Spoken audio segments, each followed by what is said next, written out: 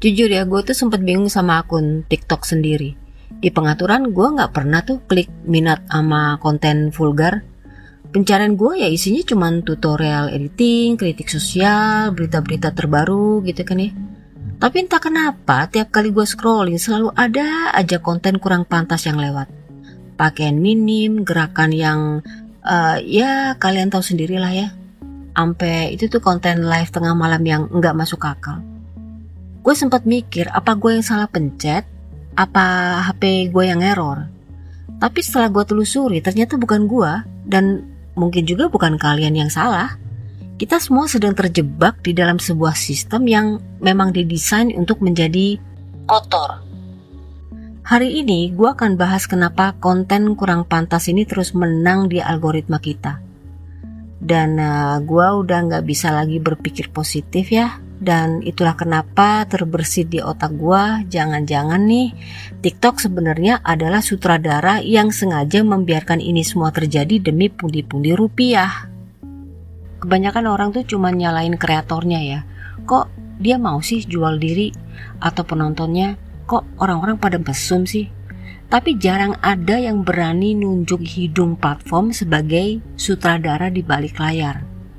TikTok tuh sering berdalih, kami cuma kasih apa yang penonton suka. Tapi kenyataannya TikTok punya hitting button. Mereka punya tim manual yang bisa memilih konten mana yang akan dipanasin, didorong ke FYP jutaan orang buat naikin tren tertentu. Nah, kalau konten vulgar terus naik, itu bukan cuma karena orang suka, tapi karena TikTok mutusin untuk tidak membatasi jangkauannya demi menjaga apa? Angka screen time. Kalian pernah perhatiin gak? Kadang video edukasi yang bahas kesehatan atau kritik politik malah kena shadow ban atau malah dihapus karena alasan sensitif. Tapi video joget vulgar dengan pakaian minim malah bebas melenggang. Dan ini membuktikan ada prioritas bisnis di atas standar komunitas. Konten yang menghasilkan cuan dan retensi diberi karpet merah. Konten yang serius dan ngajak berpikir seringkali dianaktirikan. TikTok itu sengaja mendesain aplikasinya kayak mesin slot di kasino. Konten vulgar itu adalah salah satu bentuk jackpot visual. Mereka tahu tuh kalau otak manusia akan melepaskan dopamin saat melihat sesuatu yang provokatif. Dengan membiarkan konten ini, mereka memastikan pengguna ketagihan untuk terus scrolling tanpa henti. Dan ini yang paling ngenes ya. Jadi TikTok tuh motong sekitar 50% dari setiap gift yang masuk. Ini sudah banyak pengakuan dari konten kreator TikTok baik dari dalam maupun luar negeri. Dan gue sempet screenshot beberapa keluh kesah di kolom komentar konten kreator yang penghasilannya habis-habisan dipalak. Sedih banget lihat fenomena ini ya. Gila loh. Ini kalau gue hitung-hitung ya bisa dipotong sampai 75%. Jadi secara nggak langsung ya. Jadi TikTok ini adalah pemilik lapak yang dapetin setoran dari setiap konten vulgar yang berhasil mancing saweran. Semakin vulgar, semakin banyak saweran, semakin kayalah platformnya. Gua kan bahas ini ya sama beberapa teman pas 2-3 hari dibombardir dengan konten-konten itu. Gua kritik dengan sedikit jokes tipis-tipis gitu kan ya. Gimana platform ini merusak standar moral kita. Dan kalian tahu respon salah satu dari mereka apa? Dia bilang gue itu hyper. Entah maksudnya gue itu hyperbola atau gue terlalu berlebihan menanggapi hal semacam ini gitu. Dia bahkan dengan entengnya bilang, halah kita semua itu sama aja. Di situ gue sumpah ngerasa kecewa ya dengan statement dia. Gue yakinkan kalian 100%, gue gak sama dengan mereka. Gue gak pernah dan gak akan pernah melakukan hal-hal semacam itu.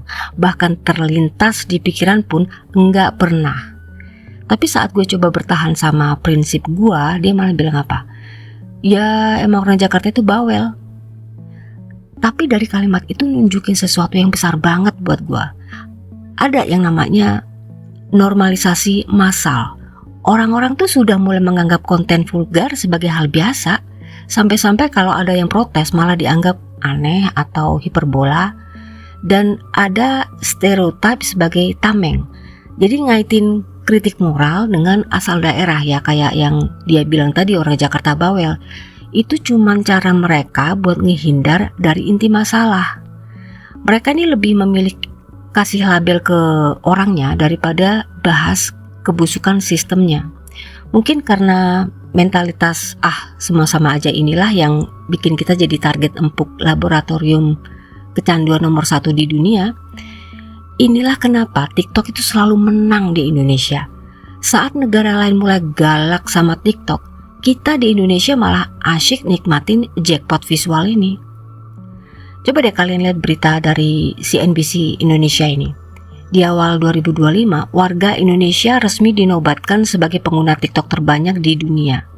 Bayangin, dari sekian banyak negara kita nomor 1. Status terbanyak ini tuh nggak cuma sekedar angka keren-kerenan, tapi ini adalah lampu hijau buat platform untuk jadiin kita tuh bahan laboratorium eksperimen mereka. Nah, kenapa gue sebut laboratorium? Ada masa yang haus hiburan. Dengan jumlah pengguna yang segini gilanya, TikTok tuh punya data paling lengkap soal apa yang bikin orang Indonesia betah scrolling berjam-jam. Regulasi kita pun masih longgar. Di saat negara-negara lain seperti di Uni Eropa sudah mulai galak dan mendesak TikTok buat matiin tuh fitur-fitur yang bikin kecanduan, di sini di Indonesia seolah masih bebas-bebas aja tuh dieksploitasi sama algoritma mereka. Terus ada budaya saweran yang agresif. Ada fitur live dan gift itu jadi tambang emas. TikTok tahu persis kalau konten kurang pantas itu cara paling cepet buat mancing orang kita buat nyawer. Jadi jangan heran kalau FYP kita tuh isinya ya gitu-gitu aja. Sekali lagi ya, kita ini jadi target empuk. Mereka sengaja manjain mata kita dengan konten yang mancing insting dasar, supaya angka kecanduan itu tetap tinggi. Semakin kita kecanduan, semakin banyak data yang mereka ambil, dan tentu saja semakin tebel kantong mereka dari potongan 50% yang tadi udah kita bahas. Jadi setelah semua bahasan ini kita buka, apa kita masih mau naif dan percaya kalau raksasa sebesar ByteDance cuman kebobolan berkali-kali? Rasanya mustahil sih ya. Saat mereka memegang kendali AI tercanggih di planet ini, saat mereka punya kuasa penuh lewat hitting button, dan saat mereka meraup upeti sampai 75% dari setiap keringat kreatornya, jawabannya tuh sudah terpampang nyata. Mereka bukan sedang lalai, mereka adalah arsitek yang sedang menghitung pundi-pundi rupiah dari setiap adegan eksploitasi yang terjadi di panggung mereka.